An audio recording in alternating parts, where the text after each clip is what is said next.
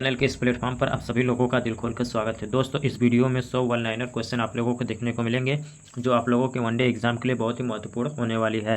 साथियों, इस वीडियो के माध्यम से आप रेलवे के ग्रुप डी हो, एनटीपीसी हो, आरपीएफ के एग्जाम हो, या बिहार के टीचिंग के एग्जाम हो, या उत्तर प्रदेश के टीचिंग का एग्जाम हो, यूपी टेट हो, सुपर टेट हो, एसएससी जीडी के एग्जाम हो, इन सभी एग्जामों के लिए यह वीडियो काफ़ी हेल्पफुल होने वाली है। तो दोस्तों, वीडियो को स्किप मत कीजिएगा, पूरा वीडियो जरूर देखिएगा। और वन लाइनर को एक फास्ट रिवीजन के तौर पे देखा जाता है, तो आप लोग देखिए कि आप लोगों का कितना तैयार है।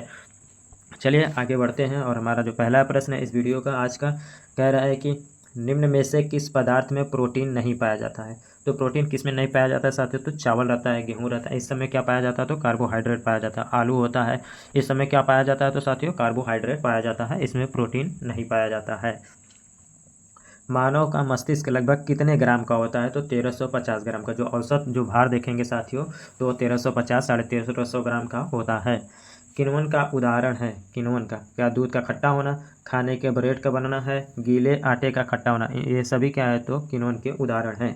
तो आप लोग कन्फ्यूजन में मत होइएगा। जो भी ऑप्शन दिया रहेगा तो उसमें से एक दिया रहेगा, या तो दूध का खट्टा होना, खाने के ब्रेड का बनना, या गीले आटे का खट्टा होना। ये सब किसका कारण है? तो किण्वन के उदाहरण के अंतर्गत आते हैं। निम्न में से कौन सा आहार मानव शरीर में नए ऊतकों के लिए पोषक तत्व प्रदान करती है? तो कौन सा ऐसा होता है साथियों जो नए ऊतकों की वृद्धि के लिए पोषक तत्व प्रदान करता है? तो होता है प्रोटीन। क्या होता है साथियों? तो हमारा प्रोटीन होता है। तो यहाँ पर देखिए पनीर लिख दिया है, जो कि नहीं होगा। यहाँ पर आप लोग प्रोटीन लिख लीजिएगा, ठीक है साथियों। इसको मैं इरेज कर दे रहा हूँ। यहाँ पर क्या हो जाएगा? तो प्रोटीन। चलिए आगे बढ़ते हैं। कह रहा है कि निम्न में कौन से एक उड़ने वाली छिपकली है? तो जो ड्रैको होती है, ये क्या होता है? तो उड़ने वाला छिपकली होता है। अक्सर आप देखेंगे तो जो छिपकली होते हैं वो दीवार पे चिपके हुए होते हैं, लेकिन ड्रैको एक प्रकार का ऐसा छिपकली है जो कि उड़ता है, ठीक है। तो ये बार बार परीक्षाओं में पूछा जाता है कि ऐसा कौन सा छिपकली है जो कि उड़ता है। घोंसला बनाने वाला एकमात्र सांप कौन सा है? तो आप सभी लोग जानते होंगे साथियों, जो सांप अक्सर कहाँ रहते हैं? तो बिल में रहते हैं, जो ज़मीन के अंदर बनाए रहते हैं। लेकिन यहाँ पर एक ऐसा सांप है साथियों जो घोंसला बना के रहता है, वो कौन सा है? तो किंग कोबरा है। कौन है? तो किंग कोबरा क्या करता है? तो घोंसला का निर्माण करता है। और आगे देखते हैं साथियों, कह रहा है भारत में पाई जाने वाली सबसे बड़ी मछली कौन सी है? तो व्हेल शार्क है। कौन है साथियों? तो व्हेल शार्क। इंद्रधनुष में किस रंग का विचलन अधिक होता है? तो लाल रंग का विचलन अधिक होता है। हीरा चमकदार क्यों दिखाई देता है? सामूहिक आंतरिक परावर्तन के कारण। दूध की शुद्धता का मापन किस यंत्र से किया जाता है? तो लैक्टोमीटर के द्वारा। मोती मुख्य रूप से किस पदार्थ का बना होता है? तो कैल्शियम कार्बोनेट, ठीक है साथियों। तो कैल्शियम कार्बोनेट।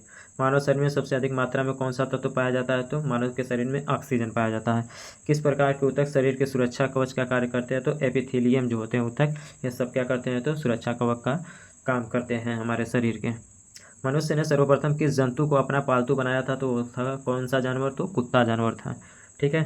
चलिए आगे बढ़ते हैं। किस वैज्ञानिक ने सर्वप्रथम बर्फ के दो टुकड़े को आपस में रगड़कर पिघला दिया था? तो किसने किया था साथियों? तो डेवी ने, ठीक है। सबसे अधिक तीव्रता की ध्वनि कौन उत्पन्न करता है? तो बाघ, ठीक है। तो आप लोग ये जरूर याद रखिएगा कि सबसे अधिक तीव्रता कौन उत्पन्न करता है? तो बाघ हमारा हो जाएगा। जब ध्वनि तरंग चलती है तो वो अपने साथ क्या लेकर चलती है? तो ऊर्जा को लेकर चलती है। और ध्वनि की बात किया जाए दोस्तों, तो ये कैसा है? तो अनुदैर्ध्य तरंग है। ध्वनि पूछेगा साथियों कि अनुदैर्ध्य या अनुप्रस्थ, तो आप लोग क्या बताएंगे? तो अनुदैर्ध्य तरंग होती है। शरीर से हृदय की ओर रक्त ले जाने वाली रक्तवाहिनी कहलाती है। तो शरीर से हृदय की ओर यानी कि क्या है? तो अशुद्ध रक्त है। तो अशुद्ध रक्त ले जाने का काम कौन करता है? तो शिरा करता है, ठीक है। और हृदय से शरीर की ओर यानी कि जब हृदय से जाएगा तो रक्त क्या है? तो शुद्ध हो चुका है। तो वहाँ से ले जाने वाला कौन रक्तवाहिनी होता है साथियों? तो वहाँ से धमनी यहाँ से लेकर जाता है। यानी शरीर से अगर हृदय तक ले जाने की बात करेगा साथियों तो शिरा हो जाएगा। और अगर हृदय से शरीर को ले जाने की बात पूछेगा कि कौन सा रक्तवाहिनी होता है? तो धमनी हो जाएगा, ठीक है। एक प्रश्न यहाँ है कुछ नया टाइप पे आप लोगों के लिए। जराविक सेवन किससे संबंधित है? तो हमारा कृत्रिम हृदय से संबंधित है, ठीक है साथियों। जराविक सेवन का संबंध किससे है? तो कृत्रिम हृदय से है। शरीर में ऑक्सीजन का परिवहन किसके द्वारा किया जाता है? तो रक्त के द्वारा। किसके साथियों? तो रक्त के द्वारा शरीर में ऑक्सीजन का परिवहन किया जाता है। सबसे लंबी पेशी है? तो सैटेरियस है। सबसे बड़ी ग्रंथि की बात किया जाएगा दोस्तों तो यकृत है। और सेकंड नंबर पर कौन है? तो अग्नाशय होता है। सबसे कम पुनरुद्भवन की क्षमता किसमें है? तो मस्तिष्क में होता है। शरीर का सबसे कठोर भाग कौन है? तो दांत का इनेमल होता है। सबसे बड़ी लार ग्रंथि है? तो पैरोहिट ग्रंथि है। कौन है साथियों? तो पैरोहिट ग्रंथि। सबसे छोटी WBC तो लिम्फोसाइट, सबसे बड़ी WBC तो मोनोसाइट। इसे भी आप लोग जरूर देखिएगा। और सबसे बड़ी सिरा की बात किया जाए दोस्तों तो इन्फीरियर वेना कावा। कौन है साथियों? तो इन्फीरियर वेना कावा है। और सबसे छोटी और सबसे बड़ी WBC को भी आप लोग याद कर लेना है। आगे बढ़ते हैं, देखते हैं। पूछ रहा है कि RBC का जीवन काल है तो कितने दिन का? तो 120 दिन का होता है। रक्त का थक्का बनाने का समय क्या है? तो 2 से 5 दिन। कौन सा अंटार्कटिका में एकमात्र ज्वालामुखी शिखर है? तो माउंट एरबस है। बलुई पत्थर किसमें रूपांतरित हो जाता है? तो क्वार्ट्ज में, क्वार्ट्जाइट में यह रूपांतरित हो जाता है। आपको देखते हैं, नदी के घुमाव में बनी झील को क्या बोलते हैं? तो अक्सबो झील बोला जाता है उसको। देश के अन्य नाम कौन कौन से हैं? तो हिंदुस्तान है, इंडिया है, आर्यवर्त है और क्या है? तो भारत है। देश की राजधानी नई दिल्ली 1911 से क्या है? तो नई दिल्ली है। उससे पहले कौन सा देश का राजधानी था? तो कोलकाता था। देश का जो क्षेत्रफल है कितना साथियों? तो 32,87,263 वर्ग किलोमीटर है। इसे आप लोग जरूर याद रखिएगा। जो देश का क्षेत्रफल है वो 32,87,263 वर्ग किलोमीटर है, जो कि पूरे विश्व का 2.4% है। कितना साथियों? तो 2.4% है। भारत की जो राष्ट्रभाषा है वो क्या है? तो हिंदी है। वही राज्यों की बात किया जाएगा दोस्तों तो कुल 28 राज्य है, केंद्र शासित प्रदेश 8 है, कुल जिलों की संख्या 806 है और कुल गाँव की लगभग बात किया जाए दोस्तों तो 6.4 लाख है। ठीक है, चलिए आगे बढ़ते हैं। देश का अक्षांशीय विस्तार कितना है? तो 8 अंश 4 मिनट से उत्तरी अक्षांश से लेकर 37 डिग्री 6 मिनट उत्तरी अक्षांश तक है। एक बार फिर से देख लीजिए, 8 डिग्री 4 मिनट उत्तरी अक्षांश से 37 डिग्री 6 मिनट उत्तरी अक्षांश तक क्या है? तो इसका अक्षांशीय विस्तार है। जबकि देशांतरी विस्तार की बात किया जाएगा दोस्तों तो 68 डिग्री 7 मिनट पूर्वी देशांतर से लेकर 97 डिग्री 25 मिनट पूर्वी देशांतर तक है। पूर्व से पश्चिम तक का जो देश का विस्तार है वो कितना है और उत्तर से दक्षिण तक के बीच में कितना है? तो ये दोनों भी आप लोगों को जरूर याद कर लेना है। अगर पूर्व से पश्चिम का पूछेगा दोस्तों तो 29-33 है और उत्तर से दक्षिण का पूछेगा तो 32-14 किलोमीटर है। मानक समय के लिए जो चयनित स्थानों का है तो इलाहाबाद, जो कि प्रयागराज से माना जाता है, लेकिन अब NCERT की बुक देखेंगे तो उसमें मिर्ज़ापुर लिखा गया है, लेकिन अधिकतर किताबों में आप लोग देखेंगे तो इलाहाबाद या प्रयागराज ही दिया गया है। देश के दक्षिणी छोर से भूमध्य रेखा की दूरी कितनी है? तो 876 किलोमीटर। ये परीक्षा में पूछा जा चुका है कि जो देश के दक्षिणी छोर है हमारा वो भूमध्य रेखा से कितना किलोमीटर दूर है? तो 876 किलोमीटर दूरी पर है। अगर इसको आप ग्राफ से देखेंगे तो मैं आप बताने की कोशिश कर रहा हूँ साथियों, ये हमारा क्या है? तो भूमध्य रेखा है और ये हमारा क्या है? तो कर्क रेखा। यहाँ से बीच में से आप देखेंगे तो क्या हुआ? तो भारत का बना हुआ है नक्शा। ठीक है, और जब यही जो दूरी वो पूछ रहा है कि कितना किलोमीटर है तो यही 876 किलोमीटर है। ठीक है दोस्तों, क्योंकि कर्क रेखा देखेंगे तो क्या होता है? भारत को बीचों बीच 2 भागों में बांटता है और ये हमारा क्या है? तो 0 डिग्री यानी कि भूमध्य रेखा है। और देखेंगे तो भारत का जो नक्शा है कुछ इस तरीके से आकर नीचे बनता है। ठीक है, तो जो ये बीच की दूरी है इसी को वो पूछ रहा है कि दक्षिणी छोर से भूमध्य रेखा की दूरी कितनी है? तो 876 किलोमीटर। अब पूछता है साथियों कि क्या ये कौन से गोलार्ध में पाया जाता है? तो देखेंगे तो उत्तरी गोलार्ध के पूर्वी में भी साइड में पाया जाता है। पूर्वी उत्तरी गोलार्ध में भारत स्थित है। देश का मुख्य भूमि पर सबसे दक्षिणी छोर कौन है? तो कन्याकुमारी है। घोंसला बनाने वाला एकमात्र सांप कौन है? तो किंग कोबरा है। पहले मैंने बता दिया, प्रश्न दोबारा हो गया है। भारत में पाई जाने वाली सबसे बड़ी मछली कौन सी है? तो व्हेल शार्क है। कौन है साथियों? तो व्हेल शार्क।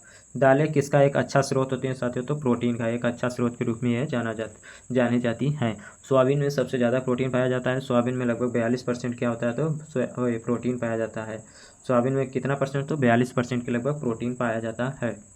धूल प्रदूषण रोकने के लिए सबसे उपयुक्त वृक्ष है तो कौन है? तो नीम है। कौन है साथियों? तो नीम है। निम्नलिखित में से ऊष्मा का सबसे अच्छा सुचालक कौन है? तो ऊष्मा का सबसे अच्छा सुचालक की बात करेगा साथियों तो ठंडा पानी है। क्या होगा साथियों? तो ठंडा पानी। निम्नलिखित में से किस धातु का प्रयोग मानव द्वारा सबसे पहले किया गया था? तो तांबे का प्रयोग मानव के द्वारा सबसे पहले किया गया था। आप सभी लोग जानते हैं। निम्न में किसके द्वारा सबसे अधिक ध्वनि प्रदूषण होता है? तो हवाई जहाज के उड़ान भरने में जो है ध्वनि प्रदूषण सबसे अधिक होता है। प्रकाश छोटे छोटे कणों से मिलकर बना है जिसे क्या कहते हैं? तो फोटान कहा जाता है। अंतरिक्ष यात्री को बाह्य आकाश कैसा दिखाई पड़ता है? तो काला दिखाई देता है। अस्त होते समय सूर्य लाल रंग का क्यों दिखाई देता है? तो प्रकीर्णन के कारण। अस्त होते समय भी और सूर्योदय के समय भी, दोनों के समय जो लाल दिखाई देता है वो प्रकीर्णन के कारण ही होता है। निम्न में कौन सा एक कूट फल है? तो कौन है? तो सेब है। निम्नलिखित में से किसका उपयोग ऊंचाई नापने के लिए किया जाता है? तो ऊंचाई नापने के लिए अल्टीमीटर का प्रयोग किया जाता है। सूर्य में होता है हाइड्रोजन व हीलियम। सूर्य में क्या क्या होता है? तो हाइड्रोजन व हीलियम पाया जाता है। लाल चींटियों में कौन सा अम्ल पाया जाता है? तो फार्मिक अम्ल पाया जाता है। सरसों के पौधे का खाने योग्य हिस्सा कौन सा है? तो प्रकंद है। निम्नलिखित में से कौन सा रूपांतरित तना है? तो आलू। ठीक है दोस्तों, आलू होता है, हल्दी होता है, प्याज होता है, ये सब किसके अंतर्गत आते हैं? तो तना के अंतर्गत आते हैं। आदि भी किस में आता है? तो अदरक वह रूपांतरित तना के अंतर्गत में आता है। भोजपत्र उत्पन्न होता है तो बटुला के छाल से। ठीक है, चलिए आगे बढ़ते हैं। क्षोभ मंडल शब्द किस वैज्ञानिक ने सबसे पहले प्रयोग किया था? तो यहाँ क्षोभ मंडल शब्द की बात पूछ रहा है, तो तेओडोर स्वान ने। ठीक है, ये कुछ नया है आप लोगों के लिए, और इसे भी आप लोग जरूर याद रखेंगे। पृथ्वी से वापस होने वाले सौर विकिरण को क्या कहते हैं? तो परावर्तित विकिरण कहा जाता है। सूर्यताप पृथ्वी पर किस प्रकार के तरंगों के रूप में पहुंचता है? तो अवरक्त तरंगों के रूप में। जब सूर्य, चंद्रमा एवं पृथ्वी लगभग एक ही सरल रेखा में स्थित होते हैं तब इस स्थिति को क्या बोलते हैं? तो दैनिक ज्वार बोलते हैं। आगे देखते हैं, सबसे अधिक लवणता वाला सागर कौन है? तो वान लेक है। जो वान झील है साथियों, वो सबसे अधिक लवणता वाला सागर है। गुप्त वंश की स्थापना किसने की साथियों? तो श्रीगुप्त के द्वारा, और उसका उत्तराधिकारी कौन था? तो घटोत्कच था। गुप्त वंश के किस शासक ने महाधिराज की उपाधि धारण की थी? तो चंद्रगुप्त प्रथम ने महाधिराज की उपाधि धारण किया था। आर्यभट्ट किस वंश के समकालीन थे? तो गुप्त वंश के समकालीन थे, और जीरो का आविष्कार आर्यभट्ट ने ही किया था।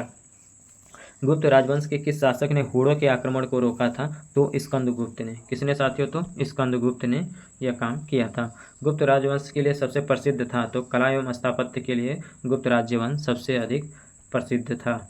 अजंता व एलोरा की कलाकृति किस काल से संबंधित है? तो वह गुप्त काल से संबंधित है। कालिदास किसके राज दरबारी कवि थे? तो चंद्रगुप्त द्वितीय विक्रमादित्य से। अजंता चित्रकारी किस धर्म से संबंधित है? तो बौद्ध धर्म से। किससे है? तो साथियों बौद्ध धर्म से संबंधित है। एरण अभिलेख का संबंध किस शासक से है? तो भानुगुप्त से है। भारतीय संस्कृति का स्वर्ण युग किस युग को कहा जाता है? तो गुप्त युग को कहा जाता है। सेतुबंध की रचना किस वंश के शासक ने की? तो वाक्टक ने। किस गुप्तकालीन शासक को कविराज कहा गया है? तो समुद्रगुप्त को। किसको साथियों? तो समुद्रगुप्त को कहा गया है। स्कंदगुप्त को किस लेख से विक्रम कहा गया? तो जूनागढ़ लेख से। किससे साथियों? तो जूनागढ़ लेख से। गुप्त काल के सबसे लोकप्रिय देवता कौन थे? तो विष्णु थे। कौन थे साथियों? तो विष्णु थे। दिल्ली में स्थित लौह स्तंभ किस सदी में निर्मित हुआ है? तो चौथी सदी में यह निर्मित हुआ था। फाहियान द्वारा लिखित ग्रंथ फोक वो की में किसका वर्णन मिलता है? तो बौद्ध धर्म के सिद्धांत को। ठीक है साथियों, तो बौद्ध धर्म के सिद्धांतों का मिलता है। अमरकोश नामक ग्रंथ की रचना किसने और किस शासक ने की थी? तो अमर सिंह ने चंद्रगुप्त द्वितीय से। ठीक है दोस्तों।